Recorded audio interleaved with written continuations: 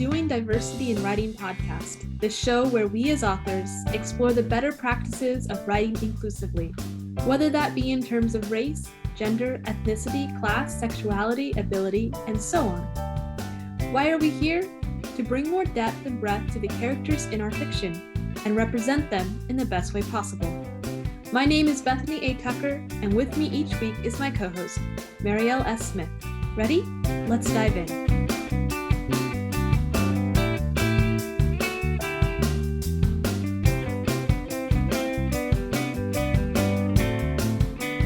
Hello, everyone.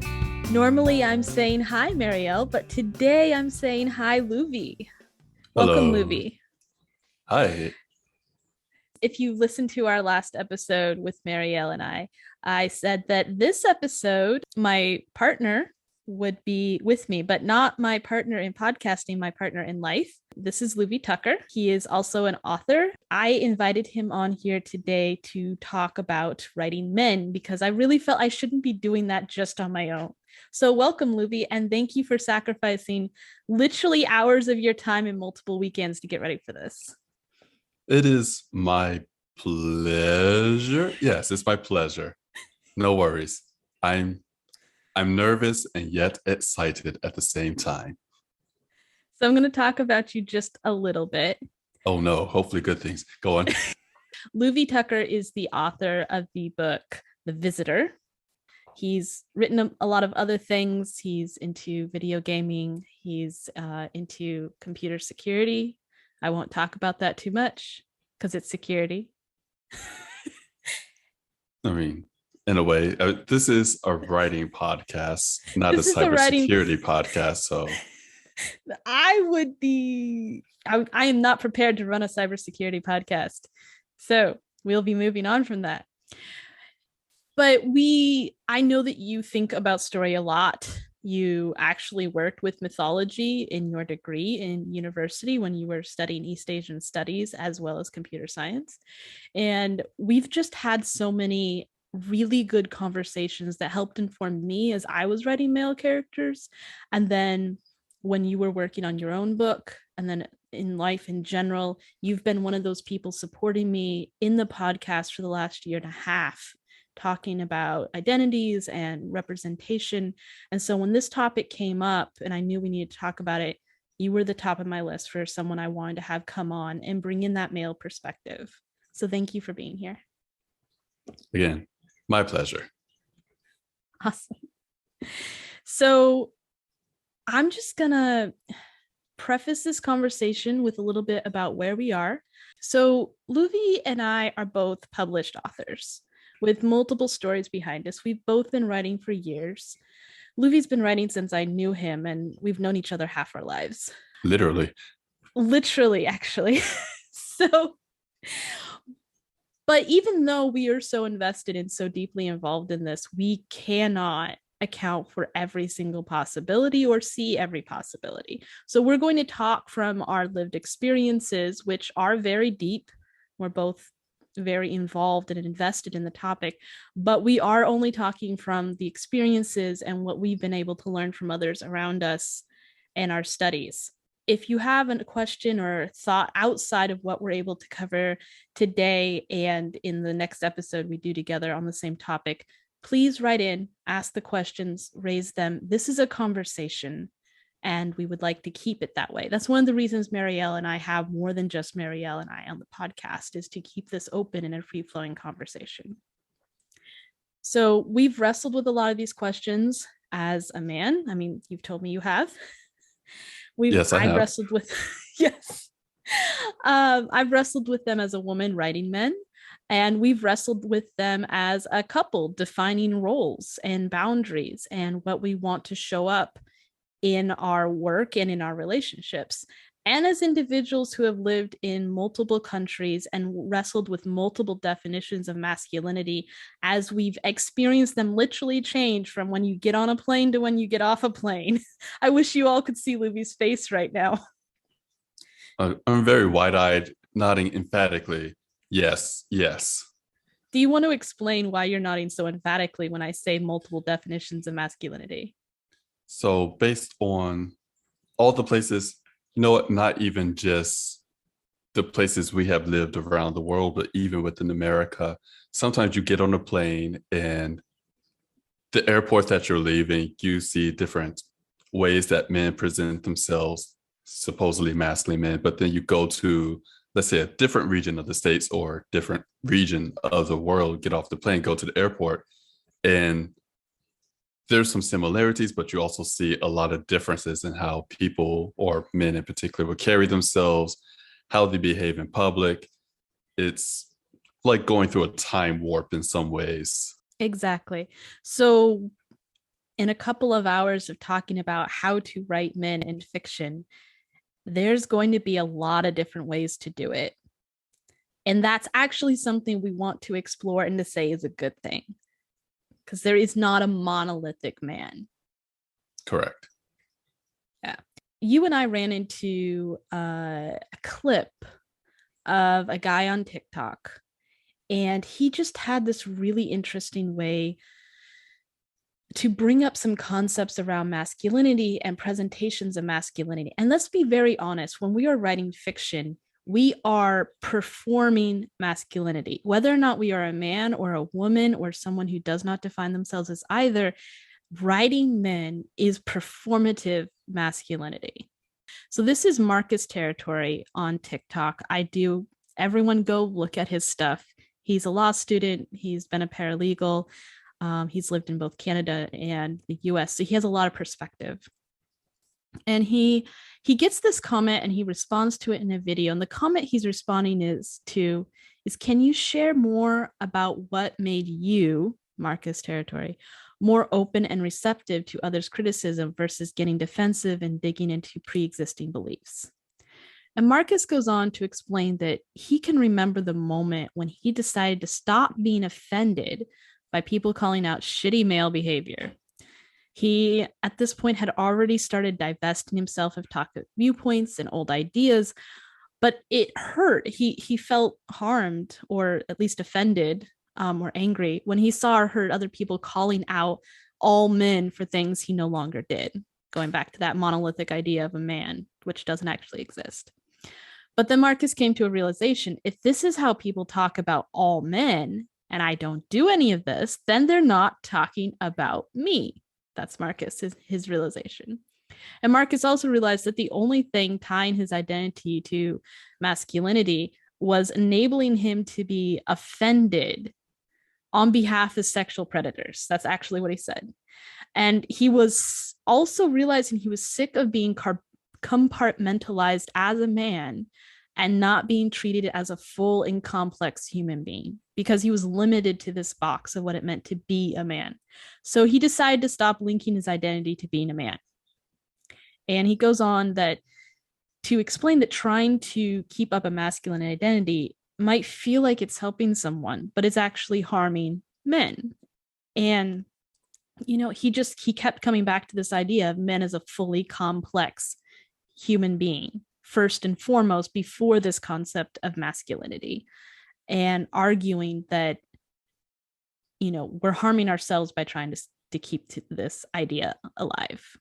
So I shared that with you, and then you had some thoughts. Right.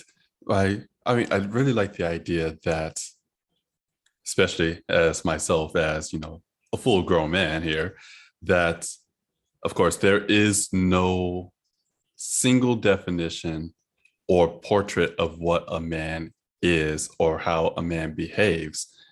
And when we talk about men, and it does change from region to region. So, for example, when I was living overseas, when I was living in Japan, there's this idea of manliness, men who wear makeup to accentuate their masculine features, the cheekbones or like their physique or whatnot. And in another part of the world, there's, I believe it's the blart, it's like lifting up blard stones. I believe that's what it's called. And you have these men in kilts, big buff men. They have to pick up a series of blard stones that are heavier and thick and rounder, not rounder, because they're all stones, like round stones, but they're heavier and bigger with each one to have to lift it up onto these barrels. I mean, that's another form of, if you will, masculinity. And in the States, you have hot dog eating contests.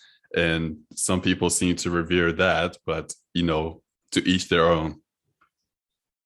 So Yeah. masculinity changes based on where you are, the culture. And we're going to talk a lot more about that as we go on, elaborate a bit more. Yeah. So as we're writing, when we're trying to write a complex male character, we need to keep our minds open to what that means and also allow for a complexity and a diversity of male characters to show up. And it's going to make our books better. Yes. In your own writing, you have quite a range of male characters, which I have enjoyed reading. Thank you. I tried hard. You did. I got to see almost all of it. So we also experience and ourselves, because of where we worked and lived, have experienced a variety of definitions of masculinity based upon class. So even within the same country and the same quote unquote culture, you can go from one street to another in the same city with people of the same skin tones and technically the same religious backgrounds. And you'll still see a difference of what masculinity means, the ideal, based on how much money is coming into a household. Would you agree with that? I would. I mean, it reminds me of when we were living in Chicago and we were staying in a pretty well-to-do, affluent, very affluent neighborhood. For anyone who might know, it's called Lincoln Park. And while we were there, I got the impression that a quote unquote real man, he brought home, well, not just the bacon, he brought home the whole pig, because the bacon is basically scraps, delicious scraps, but it's not the whole pig. That's how you really show off your wealth and manliness. You bring in the whole pig. And so basically, this is to say that a real man, not only does he have a very respectable, high paying job, but he also can provide for his family. Like his wife doesn't have to lift a finger, if you will, or they have a really nice car, really nice house. I mean, these were like all the markings of what makes a man in this neighborhood based on what I saw. But at the same time, you have the working class men who might have to do a job there, whatnot. And there's always this feeling that these men who lived in a more affluent neighborhood looked down on the working class men who were performing these services. But if you go to a different part of the city, let's say Humboldt Park, which is west of downtown Chicago, the working men are probably laughing at the Lincoln Park men because they're not quote unquote manly enough. These men don't know Can't do how to hard labor. they don't know how to like take care of their car or stuff like that. Or, oh my gosh, they can't fix the plumbing in the bathroom. It's very subjective. And as you said, it depends. Like it can be the same race, same city, same religion, and yet they have different ideas of what it means to be a man. Based on where they're at. I cannot get the song I'll Make a Man Out of You out of my head right now from the original Mulan movie. I loved that movie as a kid. I still do, Kind of want actually. to I kind of want to see it again. And I still can't decide if that song is problematic, mostly because the lyrics, if you just listen to the lyrics, feel like they could be really macho. Mm-hmm. But the girl and all the guys with different body styles, if you're watching the movie while the song's being sung, they all actually achieve the standard set by the singer. So I love the song, even though it feels like a very complicated love. Yeah. Or it just goes back to the idea that there are different definitions of man. Maybe the song was using man in different contexts throughout each part of the song, but I don't work for Disney. I don't know. And because I don't work for Disney, I'm actually not going to read all the lyrics of the song off. I don't want them to come after me. No, they have an army of lawyers They led by have an Mickey army. Mouse himself. Yes. So let's get into this. So I've asked you to be my co-host for this mini series because you are a man, and I know you're Yes. self-reflective, and you're an author. So are you ready to represent all men everywhere? Well, I did win an election not too long ago to represent all men. Landslide. There was only one dude who didn't want to have me represent him, but he lost. So I now represent all men. Yes, I'm ready. Because we have an actual democracy and we really did pull every man on earth. Every last one of them. So before I start cry laughing on this thing, seriously, that's the point though, that there's such a breadth of male representation. And we're going to dig into a lot of it and try to bring up some points and definitions and examples to help. But there will always be questions left over and research that each of us, as we're writing, need to do to carry out personally. But as always, as you're working with these questions, go ahead, write us. Even though Louvie's not on our normal rotation, I will pass your questions along to him if you like. He has agreed to let me do that. Yes, hoping I do not regret this, but I don't think I will. No one's going to ask me weird questions. I hope. Any weirder than you've already had in your life? I could tell stories about the questions we've got. Take the fifth. You were a black man living in China with a white woman. Let's just start from there. I'll take the fifth. I love you. I love you too. So we're going to start with what we consider common but unfortunate advice. And we're only bringing it up because it is so common, because in our daily lives and in our lives as writers and individuals, we get this advice, see it so often about representing men, about writing men. And we really do not want to make fun of any of the blog writers or authors we're about to mention. We don't consider them to be egregiously off course in general. They are a product of their society and they're doing the best they can where they're at. But we are going to wrestle with the issues that they bring up because they need to be wrestled with. Like someone said to me recently, if you didn't want anyone to respond to what you wrote, don't put it out there. But we can respond to it without saying that these people are bad. We just want to wrestle with these ideas that they've placed out there. Yes, I will do my absolute best to be as objective as possible for these blog posts and the people who wrote them. All right. So we're going to start with a very small blog. It just came up really high in the Google search results for some reason. We're not sure why. It's written by a guy named Josh Pryor. At least that's what he calls himself in the article. And it's titled How to Write a Male Character. You ready? Yes. All right. So Josh, to the best of our knowledge, I did look, hasn't published any books or short stories that we could find. But his article on summarizing how to write men, and it's just summarized a lot of bad advice in one place about how to write men, how to be a man. And Louvie decided he really wanted to untangle this advice. So we started with it first. So here we go.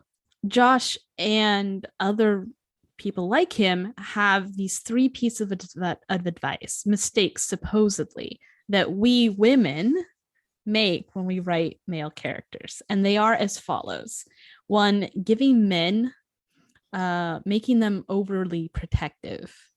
2, making our male characters, when we as women write them, totally selfless. And 3, we as women writers, making a man too sensitive. So Louvie, do you want to deconstruct this advice that was written for women on how to write better men? Right. Okay. So let's start with talking point number 1. He says the first thing that's a mistake to do for men is to make him overprotective. In fact, it says mistake number 1, giving him an overly protective instinct. And the solution is to constrain most protective instincts to his subconscious.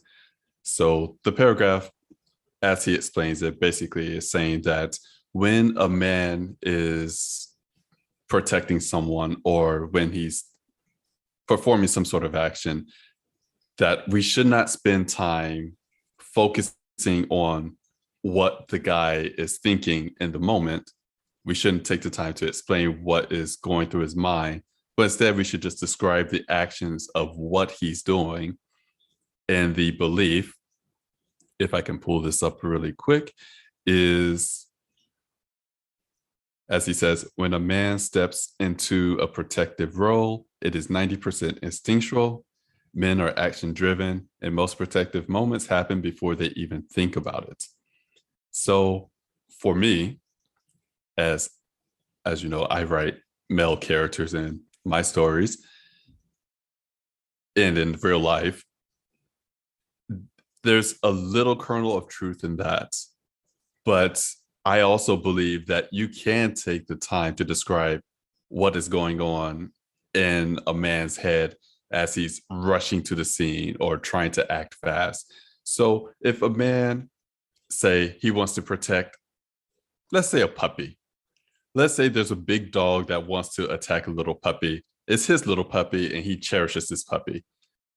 As he's rushing in to fight off this big dog to save his puppy, it's not that his mind is completely blank. You can take the time to say, oh no, I can't afford to lose, in his mind, thinking, I can't afford to lose, let's say Spots. Let's name the dog Spots. I can't afford to lose Spot. That would break my heart. That's a quick 2-second thought that can happen as he's running to the scene. So I think it is disingenuous to say that a guy can't have thoughts as he's acting. In a way, it's almost as saying that a guy or a man is more animal than human. You know, he doesn't have thoughts. He doesn't think about what he's doing as he's trying to protect someone. And it also does not take into account that men could protect somebody without having to rush into action. For example, one example I like is John Wick, because I love John Wick. In You that, really, really do. I do. My gosh, if I could be John Wick with less bullet holes, but then I guess I wouldn't be John Wick. I digress. But in the John Wick movies, he does act. You know, you see him acting on instinct, but at the same time, before all of the action goes down, there is some planning. He is thinking things through. And even in some of the action scenes, as he's like taking a moment, he is also thinking about what to do next. I mean, there are thoughts going on in his mind. It's not completely blank, because if it was, he'll be dead. So There's that's complexity. Sometimes the camera angles allows you to see John Wick scanning that room, seeing combatants, non-combatants, possible combatants, and you're watching on his face him making, Keanu Reeves does this really well in his acting, him making those moral judgment calls. He has right. the goal in mind. He knows what he's doing. Sometimes that's defending, sometimes he is delivering a message of vengeance. But he's still a thinking, a fully realized, and a self-reflective character, even though he's this absolute war machine in the films. Yes. And another point is, you cannot have male characters who are high strung 100% of the book. As to say, at some point, your male character has to stop and think. It's not healthy to not stop and think every once in a while. Take a breather, think about how it's you're going to tackle something. it's almost required to have that hero's arc happen. I mean, Right. you actually, in your book, The Visitor, you actually, and I'm not going to give spoilers, I'm just going to say something happened. You lock one of your male characters in a room to force one of those things to happen. Right. And it's actually a pretty powerful moment in that character's arc. I was going to say, even if the male character isn't the hero, because I was thinking about my story as well, we don't really see what's going on in our quote unquote villains thought process. We don't see it as much as we do with the main character, but he does show how he's thinking every now and then. I mean, again, we're not rooting for the villain, but we can see why he is the way he is and how he plans out his moves. I will always argue that as authors, we need to know what's internally happening with our villains because they are the hero of their own story. Yes. Yeah. So a male character can be protective without it always being an urgent situation. It's not always instinct. Oftentimes, protective actions can happen from a place of calculation. There is the occasional, I would say, like throwing up an arm to stop something. That's not limited to male characters. That's not even limited to human characters. No. Yeah. Do you think all male characters need to be protective of other people in the book? No. No. Some male characters need to be protected. I'm to say that all male characters have to be protective is what is the word I am looking for? It's not right. That's thrusting on to men, all men, that there's this expectation that they have to protect no matter what. Even if they can't, they must protect. And that's just not realistic. Some men have to be protected, sometimes by other men, sometimes by women, sometimes by Spot, the puppy. Some men just have to be protected. And sometimes there's role swapping that happens even inside of a book. Like in my Queen's Enforcer novel, there are men who are protected, there are men who are protecting, and their roles actually swap. And sometimes it's not physical protection, sometimes it's emotional protection. And that lends itself to the whole tension of the story. It actually takes things forward. Yes, I agree with that. Because when we think of protection, we think of, I mean, typically what comes to mind is the physical protection, taking a bullet for whoever. But emotional protection is a real thing as well. So, point number 2, Let's if you're do it. ready for point number 2. So, according to this blog post, mistake number 2 is making him, your male character, totally selfless. And the solution, make him mostly selfish, even when he acts selflessly. Selflessly. Whew. Okay, that was a word for me. For me, this point of the 3 points, I felt that this point was his best point for writing male characters, but I still do not fully agree with this point. It's I suppose, complicated. yes, it depends what is your definition of acting out of selflessness or making someone selfish. So in the post, he said that, let me see if I can find this really quickly here. To paraphrase that, people do not, especially men, do not act selflessly. There's usually something that they're expecting back. And I would argue that as a male myself, that there are times I act selflessly. I cannot say that word today. There are times I'll act selflessly because it is simply the right thing to do and not expecting some sort of reward or compensation back for it. Because it And fits your moral code. right. And I do not believe I am an oddity in this regard. I believe that you can have male characters who act a certain way simply because it is the right thing to do. Now, with that said, I will also say that even if someone is acting because it is simply the right thing to do, it doesn't mean that he has no qualms or no conflicts with doing this action because it is simply the right thing to do.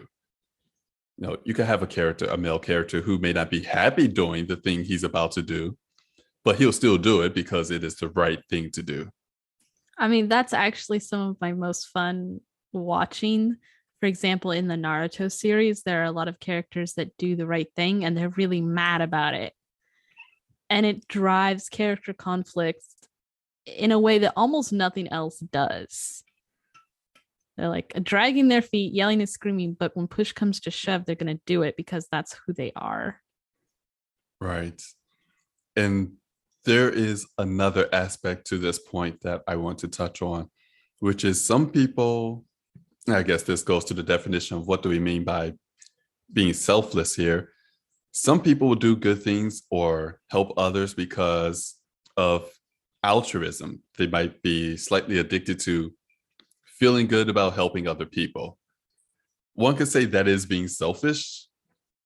I suppose that is debatable, but to say that men have to be mostly selfish, it feels it feels wrong to me. It feels somewhat disingenuous because the motivations for our characters, men, women, and otherwise, is complex. There's always multiple reasons why they do things. And to oversimplify the reason that any character, say a male character, does something, it kind of leaves them feeling kind of flat as a reader. Right. And I would say, you and I were talking about this earlier. And at one point you said, just give your character a motivation for what he does. And I would say that's better. That motivation can be selfish or altruistic or codified, or he expects to go to Valhalla after he dies. So it doesn't matter what happens to him here. Mm-hmm. Motivation is definitely, I feel, a stronger point and explaining why someone acts the way they act. And, you don't have to go into a whole backstory of, oh, this is what happened in his past and this is why he's driven to do such and such. I mean, you could touch on it, but Or you being could leave it a completely, mystery for a while. or you could leave it a mystery for a while, but being completely selfish or mostly selfish, it I feel that takes away from the male character unless your male character is actually that selfish. And people tend to not like selfish characters unless you're doing some Yeah. sort of a comedy drama where the main character is this selfish hero. He only saves people as long as they pay him or something like that. It can be used for a villain, but almost always there's like a mental health aspect involved or a trauma involved, or the villain decided to check out from humanity because they're so angry at humanity, or there's been othering that's taken place, like a character realizes that they need to be 100% selfish because no one else is looking out for them because they are other to their community, etc. And then selfishness will show up more naturally and be like something that drives them. That's another thing that I have a problem with this piece of advice is it doesn't take in the complexity of social relationships across different cultures and regions. Is what might be selfish in one culture or region isn't in another. And there's also that identification. Does the male character identify with a community and then behave in what he views the interest of that community, or does he identify more with himself? And that can change based on character and based on community, how much that goes one way or the other, because you'll see a lot of times people making what appears to be a bad decision for their part, but because their identity is tied up in their community, it's a decision based upon the greater community good. I would also say it would also depend on the timeline too, which time period you're writing in as well. There, I mean, I can't bring up examples off the top of my head, but I would imagine that, let's say in the 1400s, a man might do something that seems completely selfish, but during his time period, that was the norm, the expectations of a man of that time. Again, I Or can't. he I'll go for it. Well, I was agreeing with your point. There were cases, if you're writing historical fiction, especially, or basing it on a historical time period, where a male character would do something and you're like, oh, that's incredibly selfish in relation to, say, another male character of a different race, or a female character, or a female character to different race, etc. But the male character may or may not even recognize those others as human or deserving the same rights as him. And that can be a whole complexity to unpack, but it doesn't necessarily mean that he's selfish in the terms that we would use them today. It would mean he literally does not recognize those other people in your book as human yet. And if he does, he's differentiating from the community he belongs to, in which case that is a character arc. That is something you're going to have to support in your story to explain why he sees these others as human versus the standard of his time. Yes. Ready for point number 3? Let's do it. All right. Point number 3, or mistake number 3, making him too sensitive. Solution: give him a little arrogance. This one, I feel this one touched a nerve with me the most. And if I can quote something from that point, let's see, it is challenging to execute the sensitive male correctly, which is really what I'm addressing here. It's too easy to wander into sissy territory, and unless your character actually is a bit of a wimp, it makes it harder for the reader to like him. My hot take, and I try to generally avoid them, but is to say, what? We can't write sissy characters? My belief is there's just the idea of wandering into sissy territory. It's like, I feel that it's harder to wander into sissy territory if you're making your male character sensitive. I could be wrong. I admit that I could be wrong. I am no expert by any stretch of the imagination, but I think a man crying does not make him a sissy. Let's Sissy is one of those words which I actually highlight as problematic. Let's actually define what sissy character here probably means. So, what I get out of it, and again, I could be completely wrong about this, but my idea of what a quote unquote sissy is typically someone, a man, who does not know, they do not know how to protect themselves. They're not very confident, and they don't know how to take care of themselves, their own well-being. That's been my definition of it. And again, I will admit that I haven't dwelled a lot on expanding that definition or really honing it down. Okay, I've spent a little time on it. And sissy is complex in terms that there are some people reclaiming the title, much like the word queer was reclaimed. Mm-hmm. There's some movement to do that. So it's a word that I'm like hesitant to say don't use it because some people are reclaiming it and I want to respect that. But also, it's a word that, funny enough, me as a woman had used against me, like, don't be a sissy, Bethany. And I'm like, it meant don't be overly emotional and weak.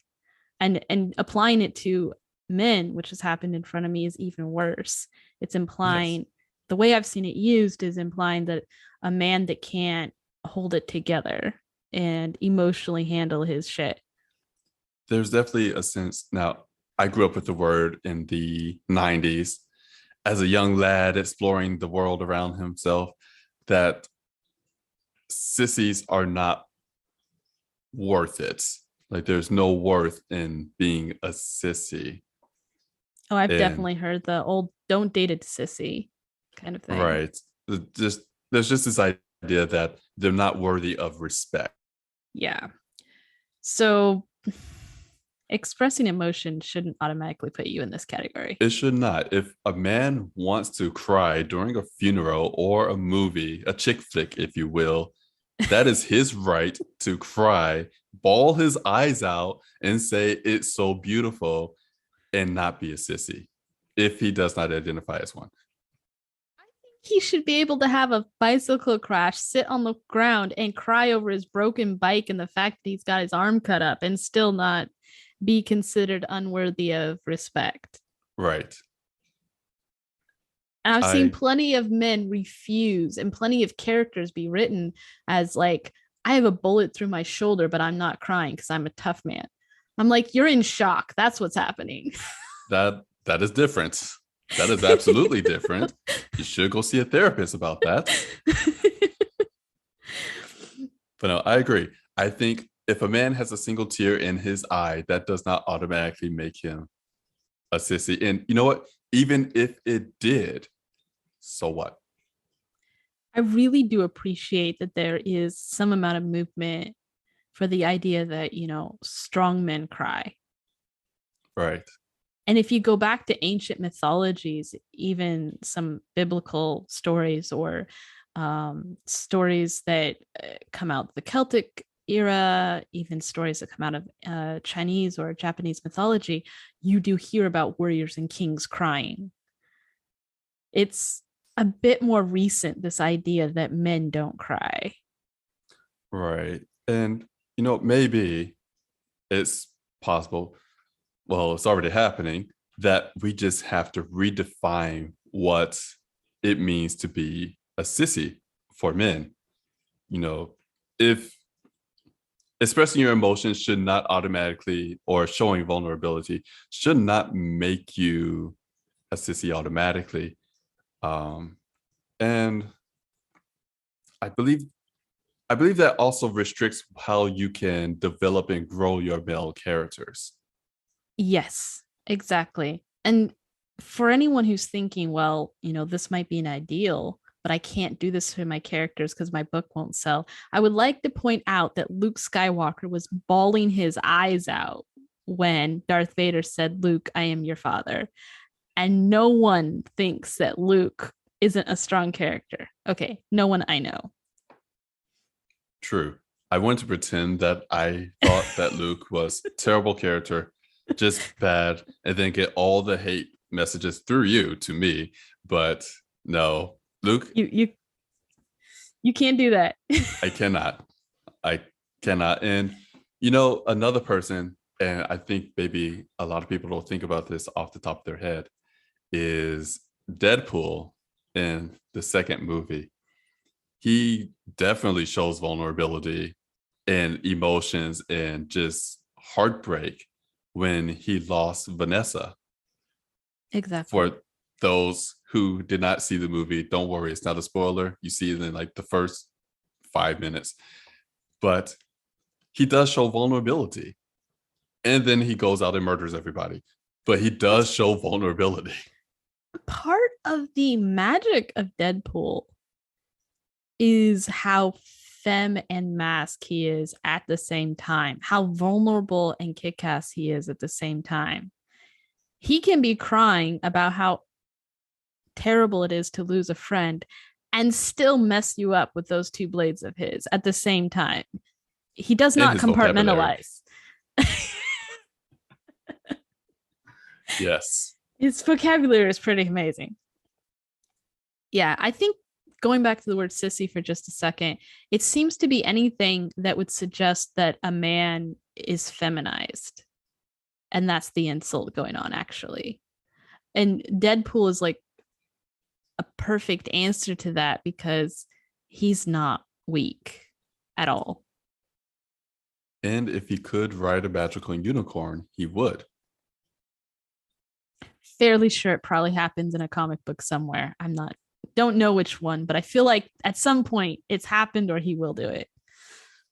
Given how the movies have been going, the reinvented version of Deadpool in the cinematic universe, yes, he will absolutely ride. He has no shame in showing off his girly side. And I love it. Yes.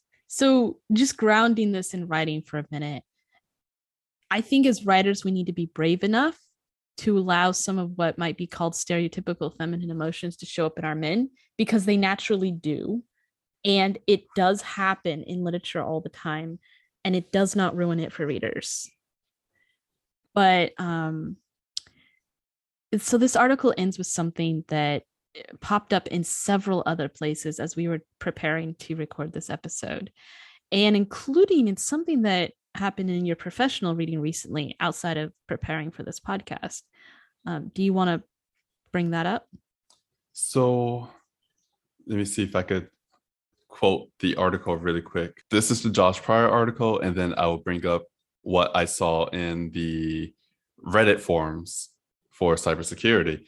So in the writing article, in the writing blog here, as a general rule, according to experts like Jordan Peterson, men are more interested in things while women are more interested in people.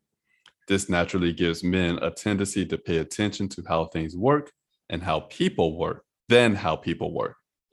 Demonstrating this will instantly give your male characters a believable feel. I just Now, have to break in to say that Jordan Peterson as an expert is something that made my mental health licensed professional friend start laughing his ass off. But moving right. on. So, and this is why I brought it up for the cybersecurity field. This post that I'm taking this comment from, or quoting parts of this comment from, came from someone who asked, why aren't there more women in STEM research or STEM fields? STEM basically being the scientific field industries. So computers, chemistry, biology, so on and so forth. Engineering of all kinds. Right. And as they said, one of the reasons it's due to inherent cross-cultural personality differences between men and women. A psychologist who studied this said in an interview, the biggest difference that's been discovered between men and women, and this is the one that gets the biggest in Scandinavian countries, is interest. Men are more interested in things and women are more interested in people, and it's a big difference. Now, I'm assuming that the psychologist that this poster is referring to is probably Jordan Peterson. I looked it up. He does have I believe, PhD in psychology, if I remember correctly. But that said, there's this idea that women are not in STEM fields because every we looked this up. We saw the study that this is being referred from. Which was That not by Jordan Peterson. it was not by One of Jordan the Peterson, no, the authors were Rong Su, Patrick Armstrong, and James Rounds. and this was conducted like in the 90s, I believe. The S track is from 2009. Oh, never mind.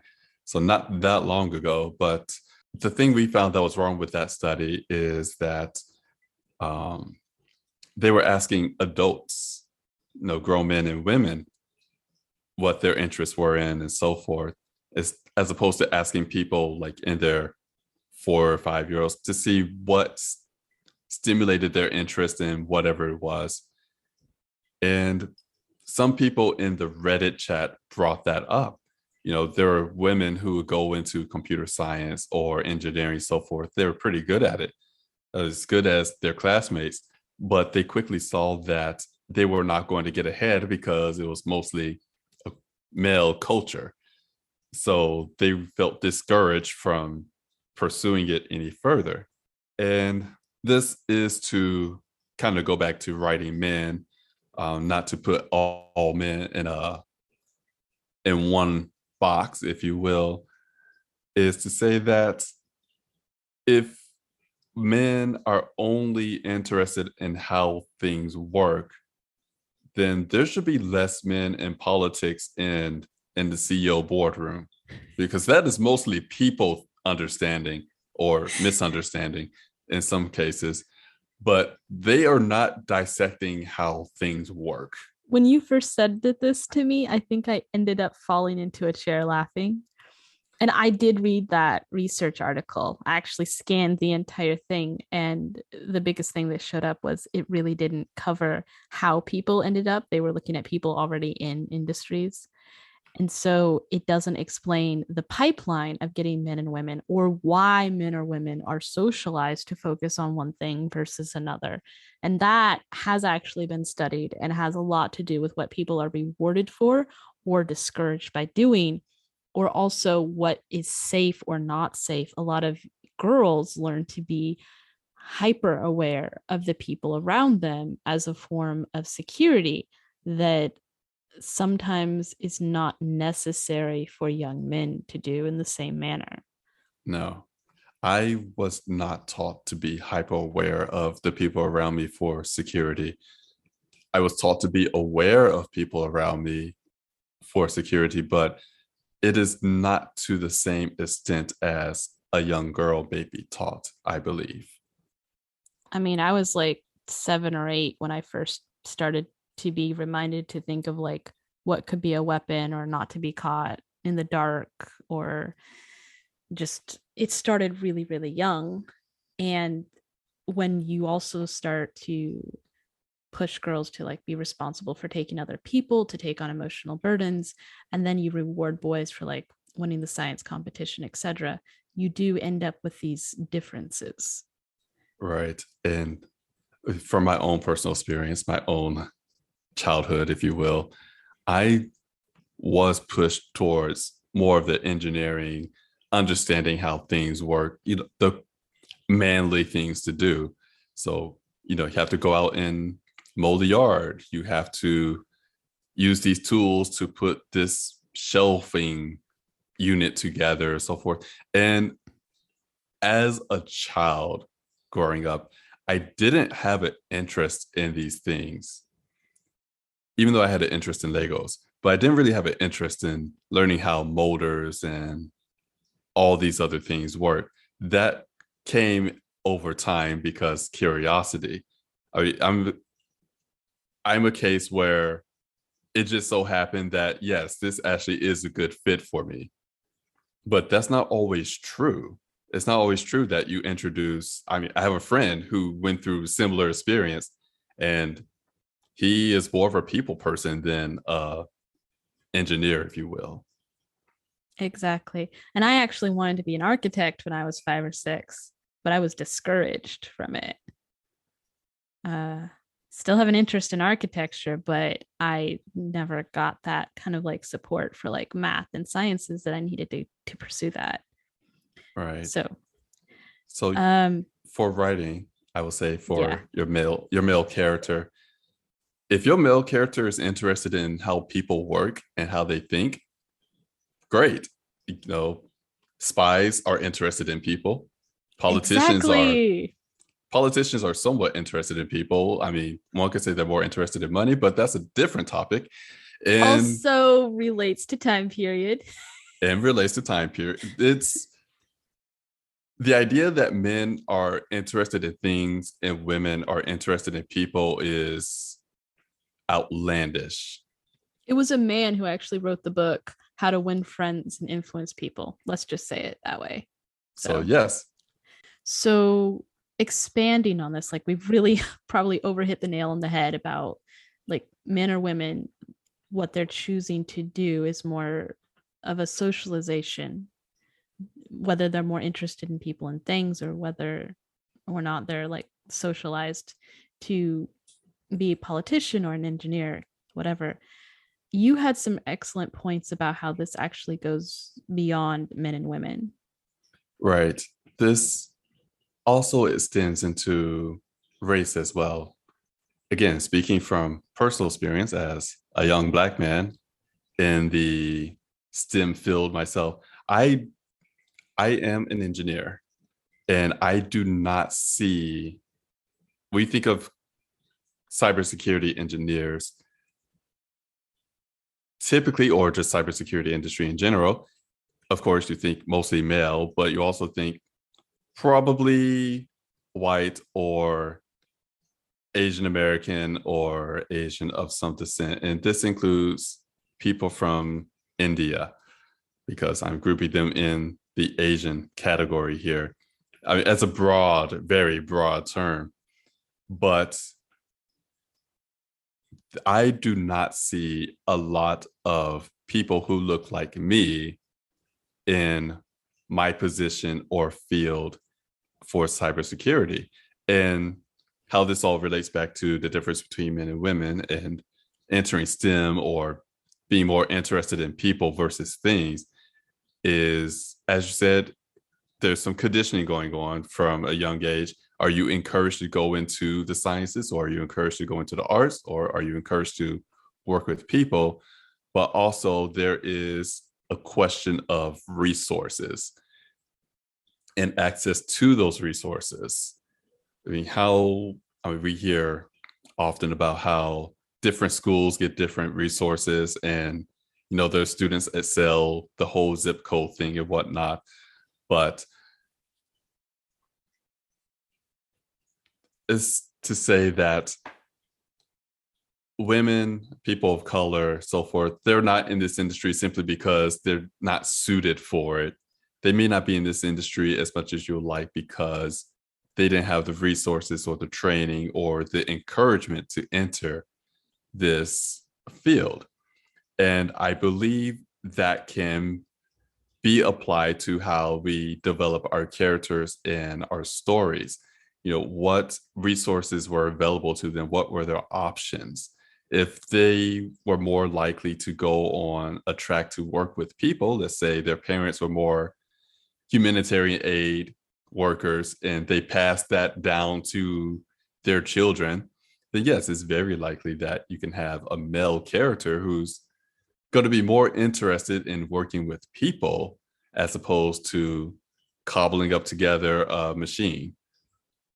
So we're really looking here at how we develop the backstory of our characters. We can write anybody doing anything, but we need to account for it in some way. There needs to be a storyline, and we need to anchor that together instead of simply ascribing a trait to maleness or non-maleness. Yes. Yeah. Also, So if I could just bring it up really quick, go for it. Hidden Figures. Yes. The three women in that movie: computer scientist, engineer, and super smart mathematician. Exactly. They were interested in things. They were very interested in numbers. They were very interested in doing things with those numbers. So as writers, when we sit down, we often want to expand. We often want to do things with our characters that haven't been done before. We're trying to keep things fresh. We just have to dig into that backstory a little bit deeper and remember that our characters, even our male characters, especially our male characters, do not have to be locked into a box of whatever maleness is the first thing that comes to mind. I loved, you brought up recently The Godfather. Right. This goes back to things versus people. But, Marlon Brando's character, who played the Godfather in The Godfather, I would assume that he could not be the powerful mafia boss if he did not understand people. I don't, it's been a while since I've seen the movie, but I'm pretty sure that he didn't take apart things and put them back together and figured out how they work. He was not a hacker by any chance. He was a mob boss, and he understood people. He understood who worked for him, and he used that to his advantage. I mean, the whole movie is really about understanding people. I would say he was arrogant, though, but not to the point where he lost everything through his arrogance. Right. There's a little bit of arrogance there, but he's a mob Pride. boss. He's a mob boss. Like that kind of comes with the territory. But another example would be The Wolf of Wall Street, Jordan Belfort, who is played by Leonardo DiCaprio. He's also a person who, well, manipulated people, but he understood people. He understood that people wanted wealth, that especially fast cash and power, and he used that to his advantage as well. Do you think that some people can that some characters can understand people really well in certain ways, but totally miss other parts of the human psyche? That's a tough one. I Because would say, I'll go for it. The Godfather understood concepts like family and loyalty and motivation. It's been a long time since I saw the movie, but that's what I remember. And The Wolf Mhm. of Wall Street, I remember that at some point there was a realization that wealth wasn't enough. There was an emptiness that some characters experienced. Right. This, in that case, I will say yes, that men and women can understand people on one level and not the other. This kind of reminds me of the saying that if you only have a hammer, all you see is nails, that kind of thing. Whereas you could take nails and put them in a forge and make jewelry out of it, as opposed to just hammering it down. Um, The Wolf of Wall Street understood greed and fear and want, but maybe not understanding the human psyche's ability and capacity for, say, peace and Stability. stability. Yeah. So, and I would say that there are other characters we could talk about, like the third Hokage in Naruto, who understood a different end of that human psyche. Right. He did not understand greed very well. He did not. That was almost a character flaw. Almost. Almost like he could get it, but sometimes he had to be reminded of people are going to do this just for greed. Mm-hmm. All right. So I think we've really made this argument for the complexity of the male character so far. And are you ready to talk about our next blog article that we found to be a really good jumping off point? Yes. All Quite right. ready. So, continuing on and exploring what others are saying about writing men, healthfully or non healthfully, we're going to quote from Randy Ingermison's blog because he wrote an article that included a lot of stereotypes that we run across in a general way. And he wrote them out very clearly for us to untangle. And while we do disagree with him a lot, we're also going to say that he made some really interesting points, and we appreciate him for contributing to the conversation in such a succinct way. A lot of people ramble, and he just did it in a very succinct way that I appreciated reading. So, quote one, um, he wrote in his article, he says, I had always assumed that women understood men. We are, after all, pretty simple. Generally, we say what we mean. Guys don't generally try to lay down a trail of hints that have to be figured out, end quote. And he goes on to explain, like, to give an example of a guy complimenting a woman on her hair, and the woman thinking that there are all these different hidden meanings from, your hair normally looks bad to I want to fuck you, that the woman is thinking the man is saying, and the man's not saying any of that. And I read that and I immediately, no offense to Randy, but I immediately called bullshit. Men lay trails of crumbs all the time. I know I do.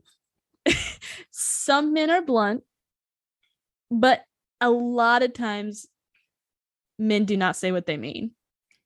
I also took I also took issue with the fact that people like Randy in his blog post wrote that men are simple, like we're simple creatures.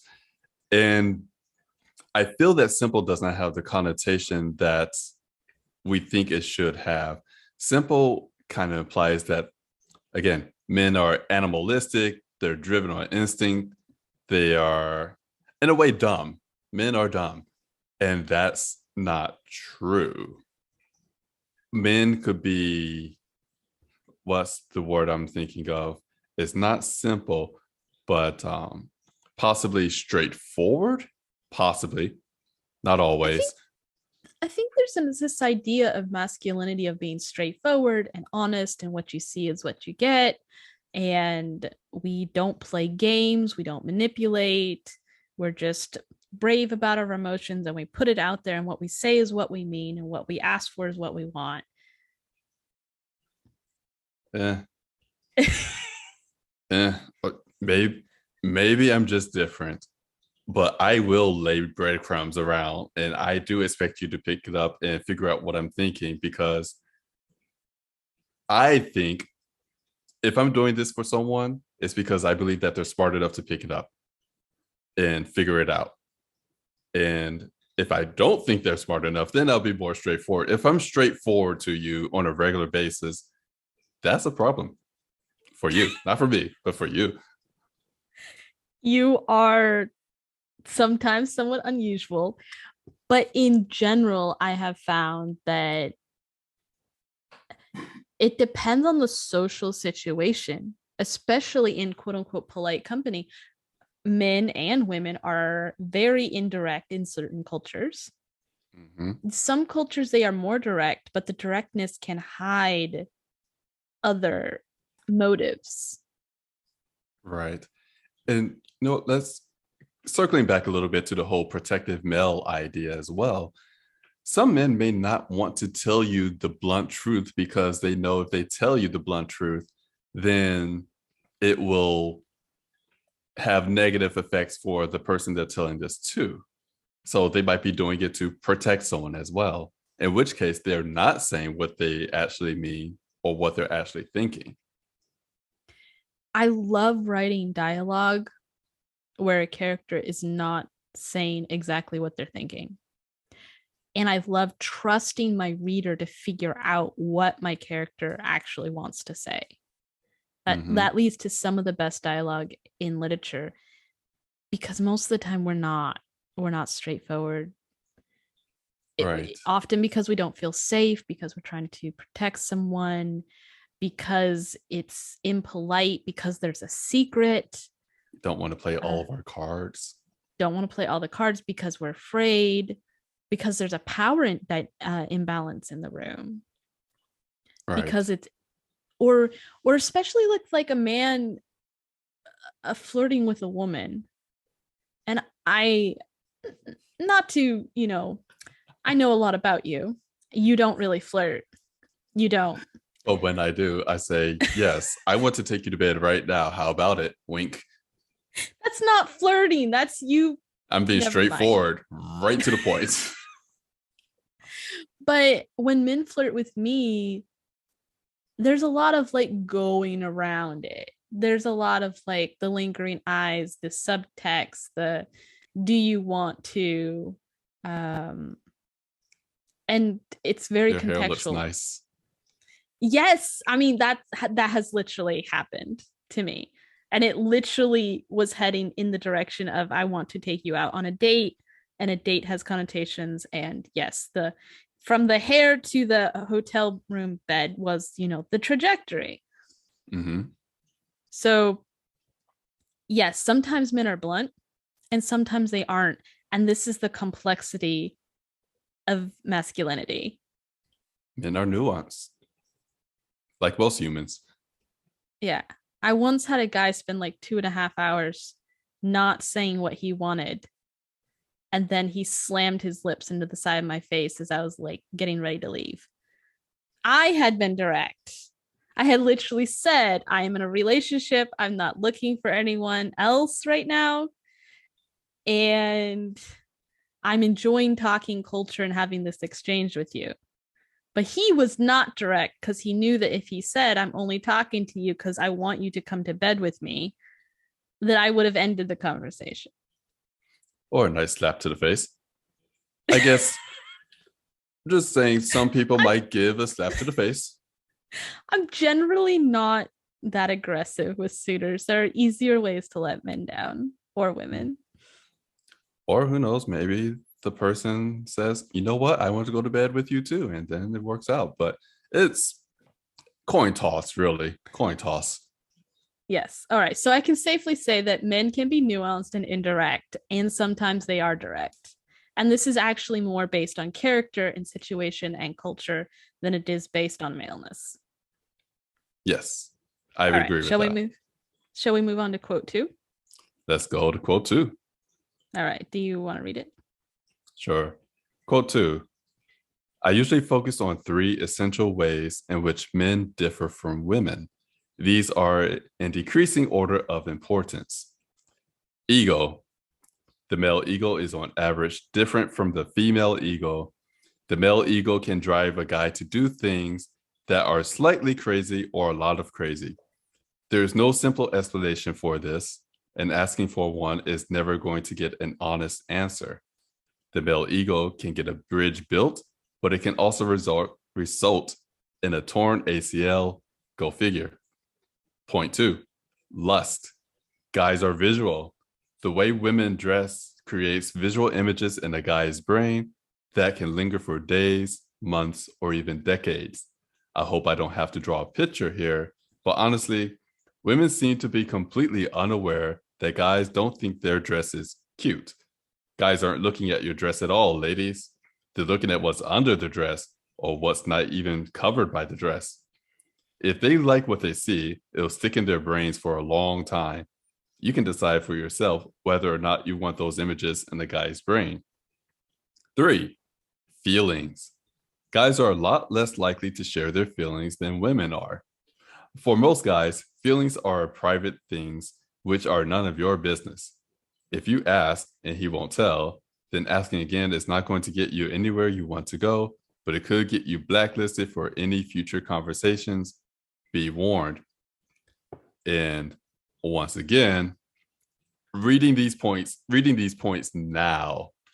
So you're done quoting. I'm done quoting him. Sorry. I'm done with the quote. This is now my hot take, my very hot take here. I feel like a dog that's not housebroken based on his descriptions. It makes me feel that, I have this huge ego that controls me. If I see a pretty lady on the street, I have to hump her leg, and I can't talk about my feelings whatsoever to the lady I just humped her leg for.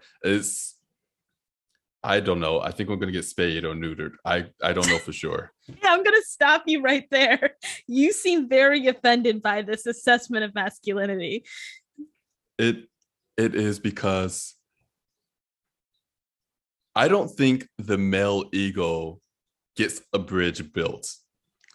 I think a desire to not have to walk around the long way and just want to cross over the river or gorge or highway gets a bridge built. I think necessity facilitates the building of a bridge.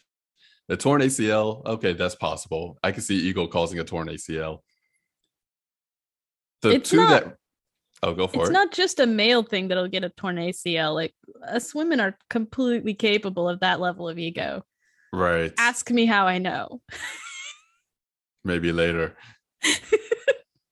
However, the 2 points that really made me feel like, my gosh, it just makes me feel like I'm some sort of animal. The idea that guys are very visual. I mean, it's true. I think most people are very visual. That's why we have eyes. But the fact that when we see a pretty person or a cute dress, we're not looking at the dress. We're looking what's underneath the dress or what the dress isn't covering. Like, that is not true for all guys. For me, if I say a dress is cute, it's because I actually think it's cute.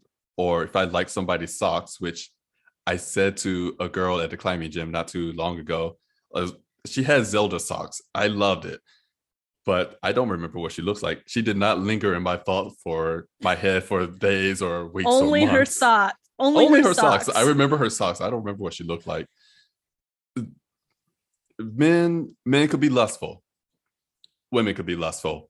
Lust is just a thing. But if a guy likes your hairstyle and he says nice hair or nice dress, that might just all that it might be. You don't know. He could be a fashion designer for all we know. Or maybe he likes the colors. Or maybe he's not saying what he's actually thinking and he's saying that I would love to take you to bed. It nuances again. Just like me talking about the hair compliment. Right. It could be either or. And some guys actually have a mental process where they're not driven by images at all. Like, that's neurodiversity. Yeah. And for example, I'm going to get personal here for a second, but you do not notice when I lose or gain weight. We're talking about large amounts of weight. It's gradual. If it happened all at once, then maybe I'll notice. But Maybe gradual, I do not notice it. you don't notice it even when we've like traveled and I've like gone up or down 20 pounds, which on a person of my size is a lot. You don't notice. I do not. Nowhere near the amount that girls seem to think about our weight. For me personally, and this is for all the ladies and guys out there, me personally, I tend to focus on the face. So body types, their bodies, they typically have all the same anatomies, but I tend to look at the face a lot and tend to be attracted to face because that's the area I'm most likely to look at as I'm talking to people. So, And there are some guys who have told me that they're much more motivated by different parts of the body other than the face. It's a complexity. So the danger here isn't so much of writing a male character that's visually motivated. The danger is writing all your male characters to be visually motivated in the same way, thinking that that's just because that's what men do. right. All men, when they see a cute dress on a girl, they're like, yep, nice figure underneath. That all men do that. Yep. Some men have no idea what female clothing is covering. Hopefully skin. Female clothing is in some cases, especially if we go back in history, an art of redesigning what's underneath. Actually, male clothing is an art of redesigning what's underneath into whatever the fashionable outer image is. There's so much going on underneath clothing technologically that I get really excited about it. I'll shut up on that. No, no worries. Well, third point. Third point was feelings, that guys are less likely to share their feelings than women are. And the idea Can that I start this one? I'm just going to call BS because we're labeling feeling. The quote here seems to assume that feelings are like these soft feelings, these emotions, happiness, joy, crying. But men show anger all the time. It's a lot more socially appropriate for men to show anger. And we miss something that I saw a lot as we did our research and had our conversations is that anger didn't get labeled as a feeling. Mm-hmm. Or frustration. Yes. So or joy. It's not, yeah. So it's not that men are less likely to share their feelings, is that they're less likely to share feelings that get them labeled as being womanly. Right. And that was the thing I kind of want to touch on, is that it's not so much that guys are less likely to share their feelings. It's not the natural, it's deposition. No. I keep mixing up these two words. It's not deposition. Disposition. Disposition. There it is. A lot of lawyers speak lately, but it's not the natural disposition of men to not share their feelings. It's something that's been taught to men as they grow up, that you don't show weakness, you don't show sorrow or sadness, you don't show these quote unquote woman emotions, because then you won't be a real man. So, but again, rage, frustration, enthusiasm that your team scored, those are emotions, and men definitely share them. If we go back in literature, like let's go back to Homer, Iliad, the Odyssey. Those are very emotional men that are the primary characters in those texts. The gods, the soldiers, the warriors, the kings, they have great passionate loves, they have great passionate regrets, they have great passionate exaltations and celebrations. And all of that, as we write men, we need to remember look different in different cultures, look different in different situations. Don't forget to bring in class, religion, etc. But especially as we're writing men, remember that what we see in men as individuals on the street is not necessarily what our male characters are experiencing in their head when the door is closed. And as writers, we're writing all of that. We write behind the door, we write inside the head. It's not safe to assume that what we see on the outside, when we're like, yeah, I know men, or I'm familiar with men from this culture, is actually what's going on in their internal lives or behind a closed door, or what they're doing with their best buddy or their wife, etc. Right. And going back to writing again, men expressing their emotions and so forth. I'm thinking of Romeo from Romeo and Juliet. By our standards, by our quote unquote standards in today's society, Romeo would not be very manly. He pines, he like has these mood swings, and one could say he's very emotional when his cousin Tybalt is killed. He's he's pretty emotional. He's also a teenager. He's supposed to be Emotional emotional. for the 1400s, 1500s when this was written, or who knows when this was actually based on. No, he's a man now. After he turned 8, that's it. Manhood. All of Shakespeare's plays has highly emotive and emotional male characters, and that is one of the reasons that his work has endured. Like, he wrote comic book characters of his time, like these extremely vivid, emotionally vivid characters. I All right. agree. Do we have anything else we wanted to do talking about Randy Ingerman's article, or are we ready to move on? I do want to touch on the idea that this article was written in 2010, or is it 2009? 2010. And I feel the advice that he gives in his article for writing men is certainly a product of the time.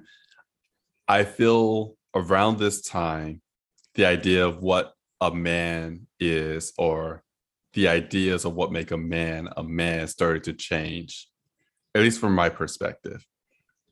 And it seems that he's describing what was considered the norm back then of how society views men. And he was giving advice based on these expectations that society had before, we started to question these expectations on a larger scale. I do think Randy was very genuine and came from a well-intentioned place as he was writing this article. Mm-hmm. And that brings just another layer of complexity in. As we're writing, we have to remember that our characters come from different generations with different expectations. That may not stop what we actually view, what the character actually experiences, but it may control the narrative of how other characters judge him until, say, there's a character arc, or someone can like break through that facade of what an expectation is. Because people are going to feel whatever they feel, but it may not be okay for them to feel that. Right. So, That's my last point. all right. So, yeah, think about race, think about class. Now you got to think about generations. Because I would say you and I sitting here as what, we're 35 now. We are 35, yes. We can stand here and we can see very different expectations for behavior from people coming up after us and people coming before us. Like, just in terms of masculinity. Right. I do feel that the idea of masculinity started to change in our adulthood. Like, we grew up with one idea of masculinity, and we are seeing how that idea has been challenged and how it's evolving. And that keeps showing up in the books that are read, the books that are being written. And we have to keep that in mind as we craft characters. Yes. So we have this article by Robin Woods, published in 2016. I'll let you take it out. Okay, so this article is called Writing Male Characters. And one thing I liked about this article is it points out that the ideal male is fiction, that this concept of the ideal male is what we believe a man would do or should do in a given situation. And as men, we tend to compare ourselves to this ideal male in our head.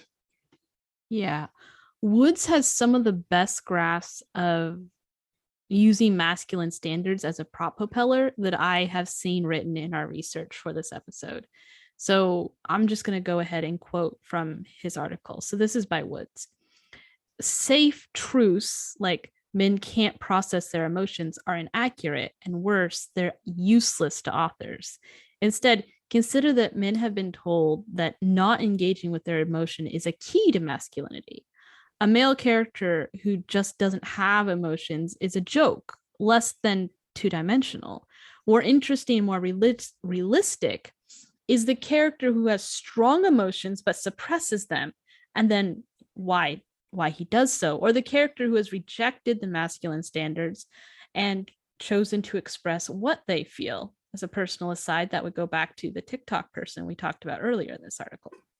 Mm-hmm. So going back to the quote, consider also the character who tries to suppress their emotion but fails, or the character who has suppressed their emotions for so long they have troubles bringing them to the fore.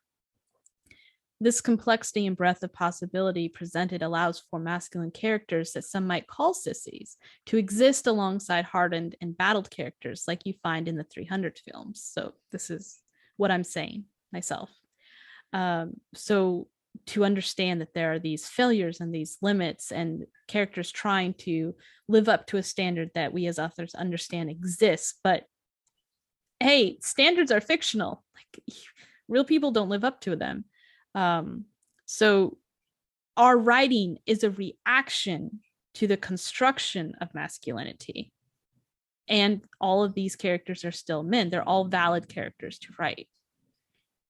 I know for me personally, and one of the reasons why I really like this article is if everyone wrote their male characters to this ideal standard the society holds for men or male characters, stories would become boring after a while because you know exactly how a male character is going to respond to a situation. You know how he's thinking, you know what he might do. There's no mystery there, if you will. You really like not knowing what's going to happen. I do not. This is part of the reason why I don't like watching movie trailers. I don't want to possibly try to piece together what's going to happen. All right, so let's grapple for a minute. And I think this kind of comes from many different articles we read and a little bit of Wood's article as well. This concept of male characters, and power and leadership, because this is a theme that just showed up over and over again. All right. I feel that this is definitely more subjective, but there's this social expectation that men should have the power.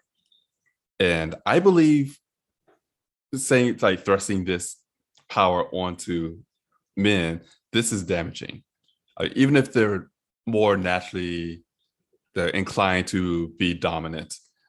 Let's say that there is a guy who sees himself as more dominant compared to everyone else around him. What happens when he loses that power, when he loses a match or something? Or what if he's not capable or skilled to handle a situation that he had to be in control of simply because he's the man? And honestly, this reminds me of something that happened that we saw while shortly after coming back from living overseas. We were staying with my mom and her husband in Memphis at the time. And for years and years and years, my mom did rental properties. She would renovate old homes and sell them or lease them out to tenants. And she's been doing this for years, as long as I can remember. So she married not too long before we arrived back. And they were working on this house together, and I found out that she wasn't the one heading the project. Instead, her husband was the one heading the project, Her new and husband. her new husband. I don't know if he's had any experience whatsoever with house renovations and so forth, but they had this house and they had a potential tenant whose apartment contract was coming to an end. There's a deadline for when the house had to be ready, and it was assured that it would be ready. But the new husband, being in charge of it, he wasn't really getting the project rolling fast enough. There was delays, um, a little bit of mismanagement going on, and I'm not sure why exactly he agreed. Maybe because he believed that as a man, he's supposed to lead this project. But what we saw was that this project was not finished on time. The potential tenant was in a bind because they had to figure out where to stay, as the house that they believed would be ready for them was not ready for them. And, all these problems with this situation came from the fact that a man was put into a position of power that he probably was not suited for, whereas suppose his wife, or in this case my mom, was better suited for this situation. When she stepped in, things moved because she knew what she was doing. This was something she'd invested in becoming proficient at. Right. And on top of that, when the wife comes in and starts moving everything and things are now getting done, what does that do to the male psyche? Does he believe that he's a failure? Does he believe that he's not worthy of his wife's love because he didn't perform to this standard of, being in a position of leadership and being successful? I think as writers, we really need to make space for characters who are male and not in leadership and not in power. And we write these characters all the time, but they're not often given the hero treatment. They're not always given the this is someone to emulate or someone to respect kind of treatment. And Right. they also rarely get to be a romantic lead, which kind of breaks my heart. I'll circle back to that in a second. I'm going to bring up a direct answer to what you said. What happens to a man who loses, and say that the movie Gladiator, starring Russell Crowe's character Maximus, he loses everything, his family, his rank, even his freedom. He's sold as a slave. And an insecure man would view himself as a failure for losing power and public adulation, losing everything in this case. But Maximus is an example of a man who was truly a leader without craving power. He had dignity in all the positions he held, even if the positions themselves did not have dignity. And that actually led to natural leadership because he was a natural leader. There were other characters in that film who were not natural leaders, but still had dignity in any position they held. And this is a complexity of writing where power does not have to be attached to a male character for us to still write them in a way that is desirous. Right. And there's also this expectation, I think, in society, speaking Western society, I should say, that men are just expected to be good at things. They're expected to be competent. And that is a fiction. Not everyone is competent. We often ascribe to characters skill sets and successes if they are the hero or the male lead of whatever we're writing. And it's often beyond what is reasonable simply because they are men and leaders. We sometimes don't back it up.